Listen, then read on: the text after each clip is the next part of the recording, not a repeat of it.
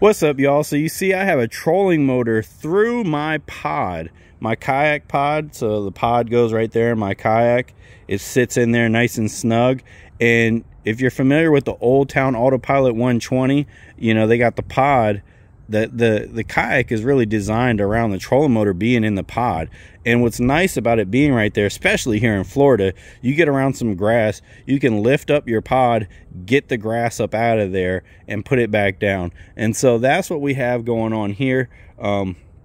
It's going to take me a minute to explain everything about this, but you can see we have this kind of right here that connects to that. And you can see that is an extension arm. Oh, dang, neighbor's AC just turned on. That is an extension arm. And so when it's sitting here, it can reach back to me. It actually will reach it back less than me, and then I can pull it closer to me if I want it to be closer. And I can just steer it as I'm going, and then it's a turn. So you turn to change your speed or go in reverse and stuff like that. And so it's really nice. There's a clip right there that comes up and it connects. I don't see it at the moment, but there's a clip on here so that it keeps it down. Now it will move a little bit if it bumps into something, and that's actually good. You don't want it to have no movability. I actually hit something so hard one time that it unbuckled and came up, and I was like, whoa, I really hit something there. But that was actually a good thing that it unbuckled. I don't know. If you're not using the Johnny Boats Bass 100, you might want to figure out a situation for that, for the buckle there. But that's how I solved it. And so let's just talk about this a little bit. It is really nice to have that there.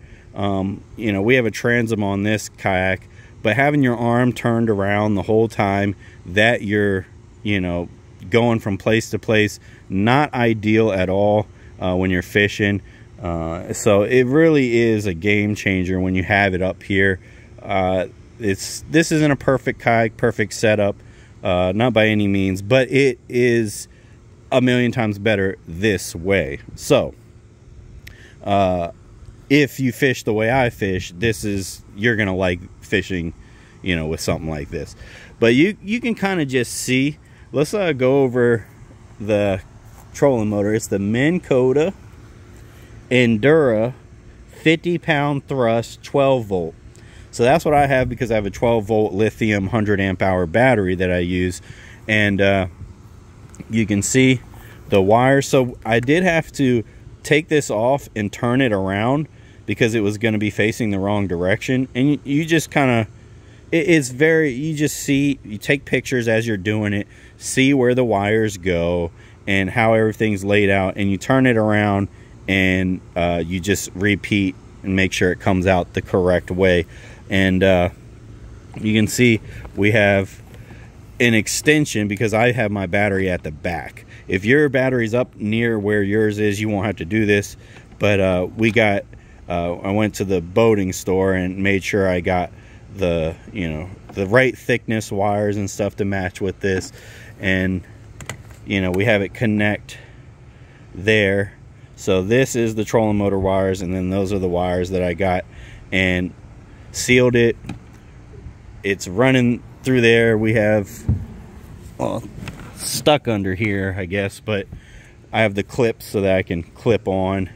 And you got to make sure you look up like the wire and information. I'm not an electrical person. My stepdad helped me with this, and he knows plenty of stuff on that. But the clips, you want to make sure that they can take, I don't remember now, I did this a year and a half ago, the volts or the ampage or what have you, all the above. You want to definitely do your research, or ask someone that knows that sort of thing to make sure that you get the right clamps, the right wires, and that you know, do that correctly. But it's really simple. It really, really is. I mean, you walk into the right store and talk to the right person, you're going to get the right stuff, and you'll be able to do it yourself, most likely. I don't know who I'm talking to, but I imagine if I can do it, you can do it type of situation here. And so now this, I did mention that this connects to that, but that's really important because you don't want this to swing away and face the other direction, because then you got to stand up and climb to the front of your kayak and turn it around. And that's what was happening to me when I had it on the back of here and when I first put it in here. And I was like, no, we're not playing that game. And you know, so I'm gonna make this leash here so that it will only turn a little bit unless I want to turn really far. And the way I did that, and you don't have to do this, this was overkill. I kind of did all these little things so I could connect it at any spot of this, because you got to remember, you turn that to go faster or reverse. And so I have a spot anywhere on there I can attach my leash to. But that's a little overkill. But you know, if you decide to go that route, I have a video on this extension arm. It's really simple. You just cut slits all along a PVC pipe that is a little tight around this, and then it will be able to open up. It'll be able to open up and go around that. And then you just use these little canopy ties or whatever you want to call them, and wrap them up good and tighten it on there. And I mean, it just stays on there. I used to take it off, put it back on, I just keep it on there. It's been on there for a couple years, I feel like now. You know, at least a year. And so, and then I have lights I put on here. That's just kayak, you know, make sure you're seeing on the water and stuff.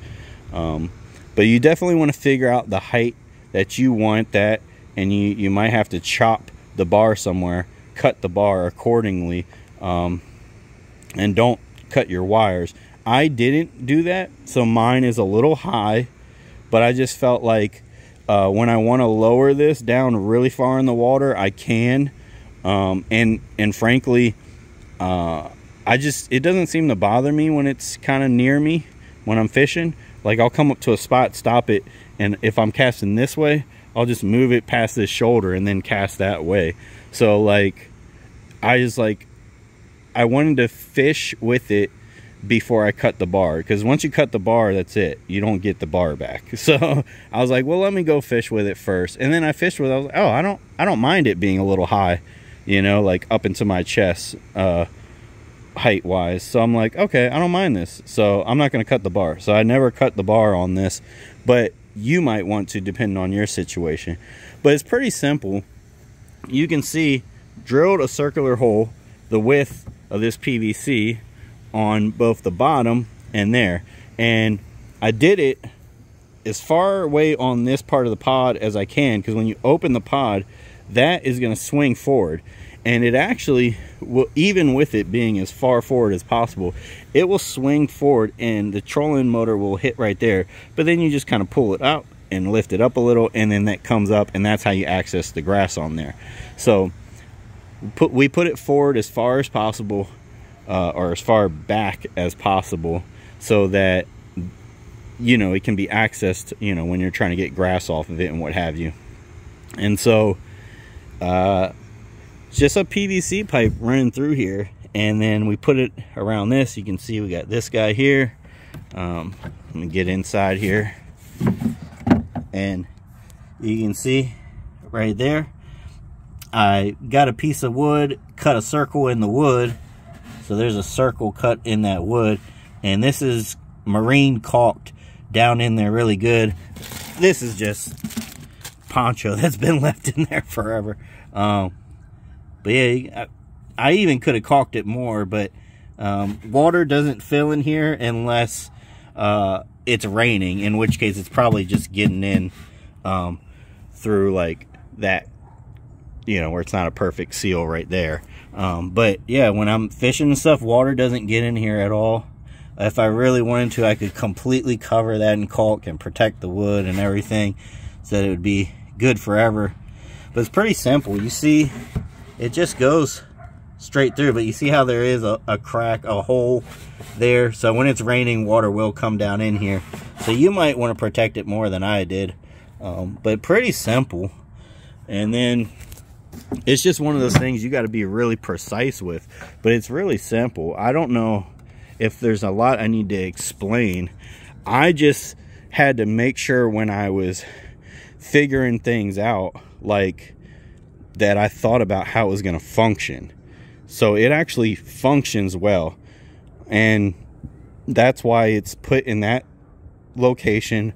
That's why that's flipped around, and that's why we have this leash thing connecting. It's all has to do with the function. If any one of those things isn't done, it is gonna not perform quite the way you want to. And then of course, you know, the adding the length on there with the extension arm. But that's about it. You know, it's really simple.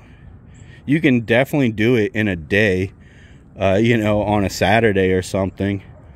It doesn't cost a lot of money. I actually got this Minn Kota for, like, I forget, it was crazy cheap. I want to say it cost, at the time that I bought it, it was like $175 at like Walmart or something. And they took off, like, I don't know, it was a ridiculous amount. It was like 80 bucks or something. I don't know if they're still doing that. But we saw it online, me and my wife. So we went up to Walmart, and this was before we have my 14-month-old daughter. And so, you know, we went up there. We had all the time in the world then. But we went up there. If you have kids, you already know what I'm talking about. But we went up there, and I'm like, oh, this says 175. I talked to the person. I said, it says 175, but online it said blah, blah. And so, you know, I came up here to jump on it. Either that or it was more than 175, and after the discount it was down to 175. I don't remember the numbers, but I remember it was like, I don't know, like a $80 like savings or $100 savings. This is ridiculous. And they're like, oh, that's on the online thing. And I was like, oh, so if I order it online right now, how long does it take before I can pick it up? And they said 20 minutes. I said, oh, I'll order it right now. And we just walked around the store for 20 minutes. And then I got it for a huge discount. And this is a nice trolling motor. You know, you want to carry a spare prop. That's something I've just learned over the years. Spare prop in here in case something happens to it. Maybe even a spare, you know, the nut or whatever that tightens that down in case that comes off or something. That stuff is definitely helpful. Yeah, I think that does it. I can't tell you exactly how to do yours because every pod is different unless you have a Johnny Boats Bass 100. But the same things that I said you're going to want to keep in mind. And you see we have this part set right here. So because I want it that far underneath the kayak so that the prop it doesn't hit, when it's spinning around, doesn't hit the bottom of the kayak. And that it performs well and moves me through the water well. But if I wanted to, for some reason, change that, you know, I could just loosen that up, move it accordingly. So yeah, keep that in mind as well. Your prop, you want it to clear the bottom of your kayak. I think that is it. I think I'm covering everything.